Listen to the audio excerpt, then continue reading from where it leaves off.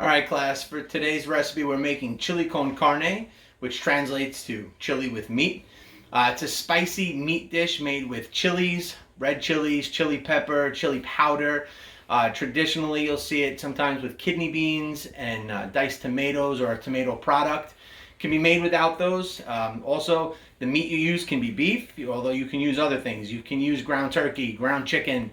Really, it is about the spices and the seasonings and the sauce that's really created with this. As far as the beef that we're using ground beef today, but you can also use diced beef, like diced chuck or other pieces of beef that are then cooked down and become really, really tender as they cook. So let's get to it.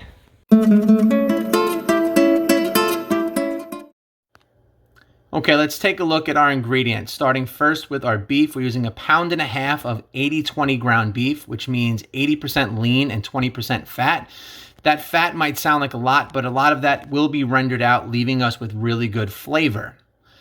Okay, from there, we're going to move into our tomato product. We're using 28 ounces of diced tomatoes and 1 cup of tomato sauce. We're using 1 15-ounce can of red kidney beans, which will drain the liquid. Salt and pepper to taste.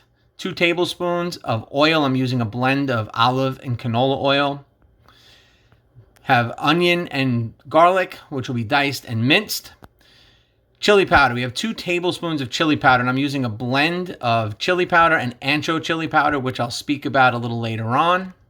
And finishing with 1 bay leaf, which will be used and then removed. All right, so we're going to start by dicing our onion. So the onion's already been peeled. We're going to take the onion, have our hand placed on top and flat to hold it in place. And we're going to start by making horizontal cuts, not all the way through the onion, but to just about to the back where the root edge is still intact. Now, after we've made our horizontal cuts, I'm going to come back and make my vertical cuts. Looking for a small dice here. So these are going to be 1/4 of an inch, or maybe even a little bit smaller than 1/4 of an inch. Any pieces that come off, just push to the side. You can come back and get them after we're done. Now, once the onion is completely ready to go, again, we're being very careful with that thumb tucked in behind the fingers. And we're going to come back across and make a 1/4 inch cut across the knife, being very careful to remove the product off of the blade, never putting the fingers over the actual blade of the knife itself. All right, keeping everything together. And then we have our really nicely diced onion. Now we're going to move into our garlic. So the first thing we have to do is peel the garlic. So we have our garlic clove. We're going to take the knife flat against the garlic and using our palm, just kind of smash the garlic, right? Which is going to break the skin. You can then remove the garlic from the skin. All right, now we're going to look for is that hard root end at the end of the piece of garlic. You're going to look for that, and we're just going to slice that off, okay? Because that's not going to have a really good mouthfeel. So we want to get rid of that. And go ahead and do that to our second piece of garlic as well. You see by smashing that or just hitting down on the blade, it does remove the peel from the garlic. All right, and now we're ready to start chopping. So we're going to take the knife. It's got a little piece I want to get rid of. We're going to take the knife, and then with our hand on top of the knife, we're just going to come and we are going to start to chop our way through. All right, now we keep going back and forth through the garlic. Bring it back together, come back through it again until you get it minced to the size you're looking for. And we're looking for a fairly small piece of garlic here. I don't want big chunks of garlic in this particular recipe. All right, so there we go. And we got our nicely minced garlic. All right, so now that we have our prep, everything ready to go, we're going to go ahead and get started. So I'm going to start with about 1 tablespoon to 1.5 tablespoons of oil. I just want to coat the bottom of my pan. All right, always have your side towels handy. Just making sure that we got a nice coat on the bottom of that pan, which we do. And I'm going to go ahead and add in my onions. Now, I like to add my onions in to a pan that's not too hot because I don't want the onions to start browning immediately. So I've got my heat right now at about a medium flame.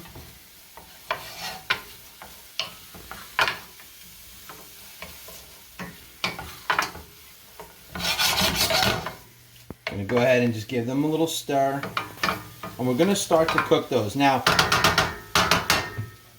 We want to cook these onions down until they're just about ready to start to caramelize. We'll start to see a little bit of caramelization around the edges, a little bit of that browning, right, which is the sweetness. It's the sugars developing in the onion, and that's where we're going to get some really, really great flavor. It's going to be the start to some really good things for our dish.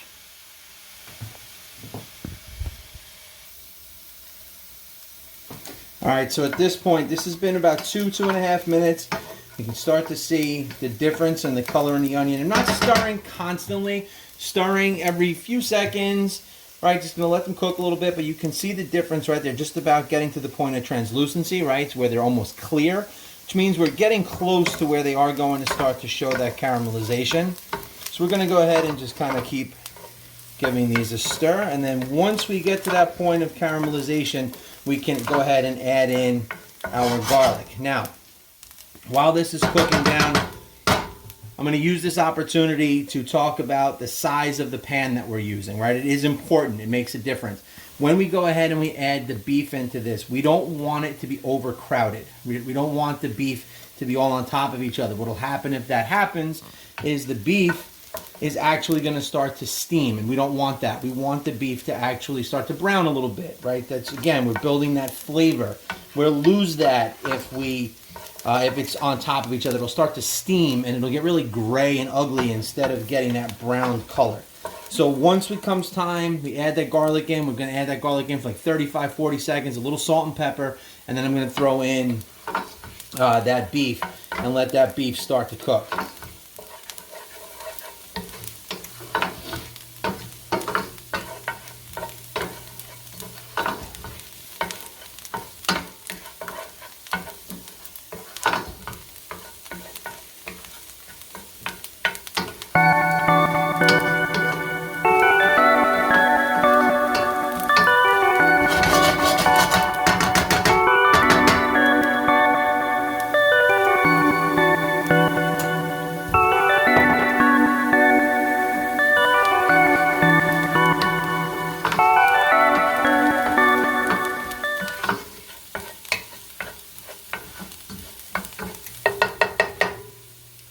All right, so at this point, you see I added just a touch more oil just because I wanted to, the onions will soak up some of that oil. I wanted to get just a little more in there before I add in the garlic. You can see now we're starting to get that coloring on there. It's starting to get that little bit of caramelization, right? So we're just about ready to go ahead and add in our garlic.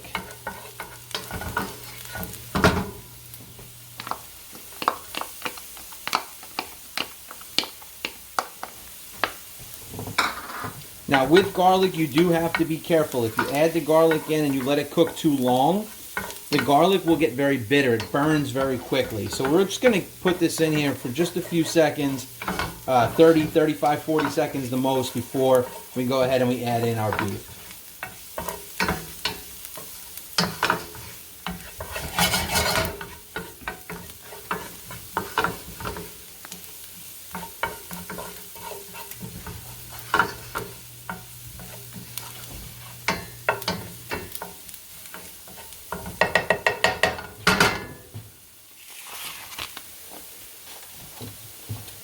All right, so now I'm going to go ahead and I'm going to add in my beef.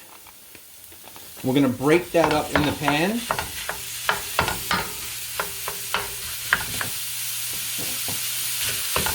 Just going to use the back of the spoon, break that up a little bit, give it a stir.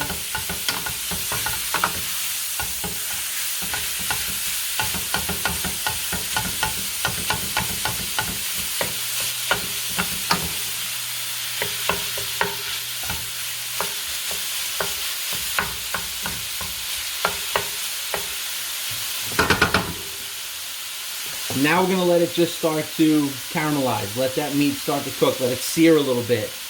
Get some really, really good flavor.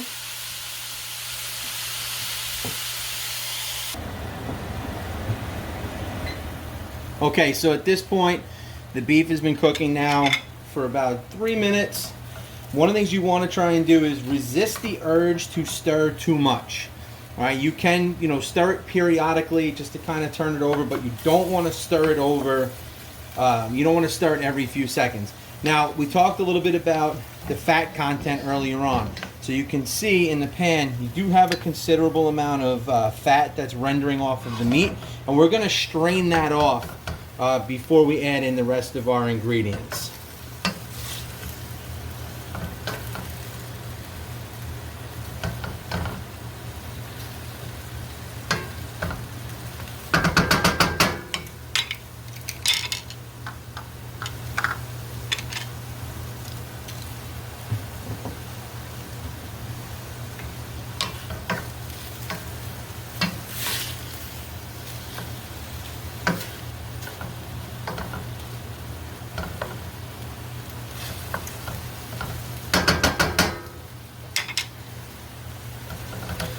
Alright, so now that we've rendered off a lot of the fat, it's just about time to go ahead and pour off some of that fat.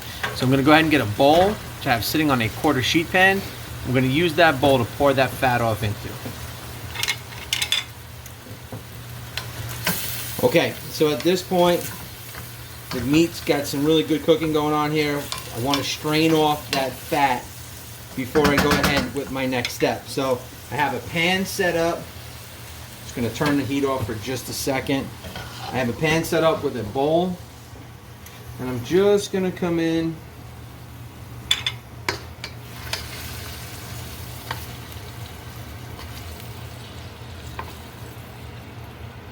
I'm just going to strain the excess fat off, being very careful not to lose the meat.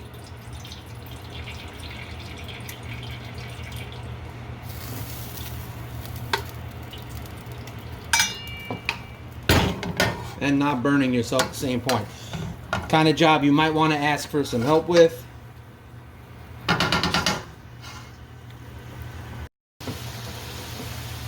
Alright, so at this point now we've drained off our fat. We've added it back to our pot or our pan, right back to the fire. And now we're going to go ahead and we're going to start to add the rest of our ingredients. So I have it on a little bit of a lower flame right now. And I'm going to start by seasoning the meat. So salt and pepper to taste, again, right? So what that means is we're going to taste as we go along and adjust as needed. So I don't want to over season in the beginning. Now I'm going to add my chili powder. And I like to add in the chili powder and just start to cook it with just the chili powder for a second, just to kind of develop the flavor of the powder, of the chilies.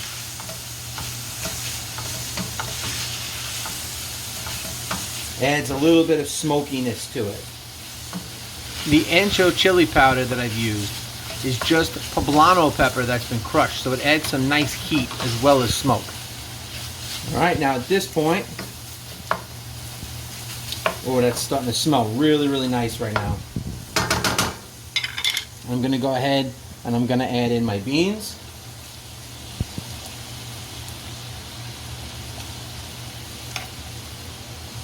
The diced tomato.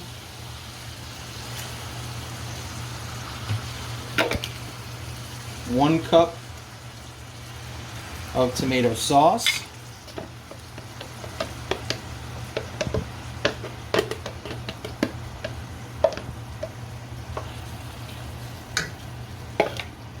Just going to give that a stir, incorporate everything.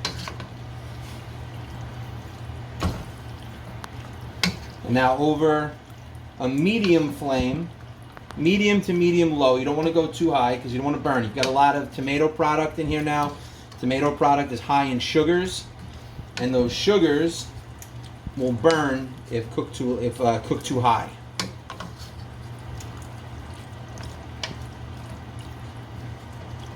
And these tomatoes, these diced tomatoes, will cook down a little bit as we cook, as they heat up. I'm going to add 1 bay leaf for flavor, which will be removed before serving.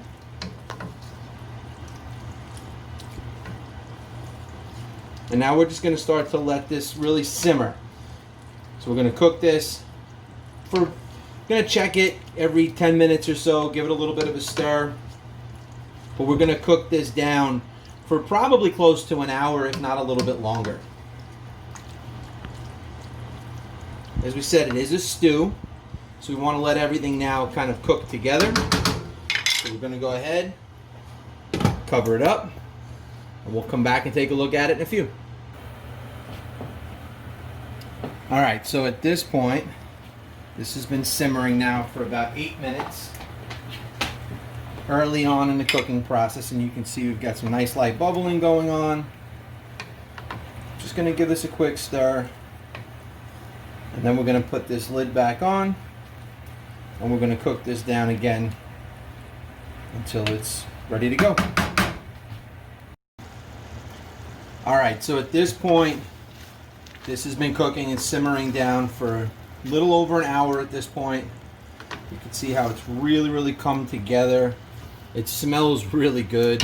I will tell you, I did add just a touch more salt and pepper, and I did add a little bit more chili powder, just because I was looking for a little bit more heat.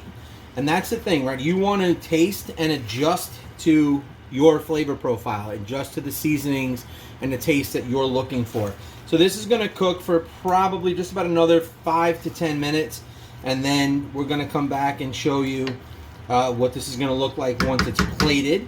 But I did want to show you in the meantime, I did have a second batch working with no beans. Right, I do have somebody who requested to not have any beans. So this is the same exact recipe, just smaller. All right, so this is only about a half a pound of meat. Still got the diced tomatoes in there. No beans in this recipe though. And again, you can do whatever you want. One of the things I've actually thought about while cooking this down was even maybe roasting the diced tomatoes before putting them in to enhance the flavor of the diced tomato is something you could do as well. So a lot of different things you can do to play around with this and add flavors and incorporate new things. And you know, it's like anything else. You take a recipe, play with it, and make it something that you really enjoy. All right, so at this point, the chili's now cooked for about an hour and about 20 minutes. Right, looks really good, smells good. So the first thing I want to do right now is I want to remove the bay leaf. Just going to get that out of there. And now we're going to go ahead and we're going to plate. So while this was cooking, I did a couple of things. So we can move on over here. Right, I've got some white rice that we made, and I actually toasted up a small piece of cornbread. I'm going to show you 2 different ways to go ahead and present or prepare your dish. I've got some cheddar cheese. I have some scallions, which were cut on a bias or on a diagonal cut. You can see the really thin diagonal, so it's a functional garnish, and it adds some flavor and some really nice garnish as well, and a little bit of sour cream. All right, so I'm going to start off. We're going to do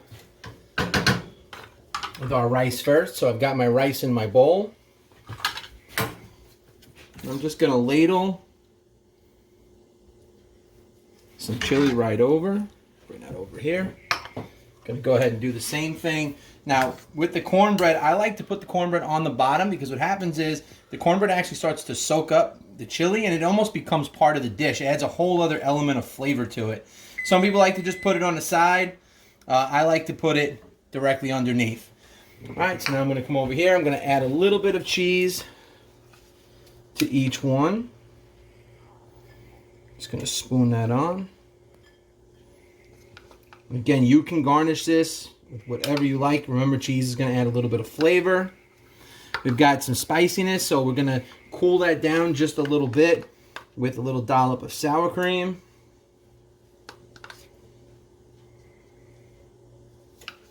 And I'm going to go ahead and finish that off. Just a little bit of scallion. Like to get it just kind of standing up a little bit. Adds a little height, adds a little bit of color. Right, and there you go. So there's your chili. Hope you guys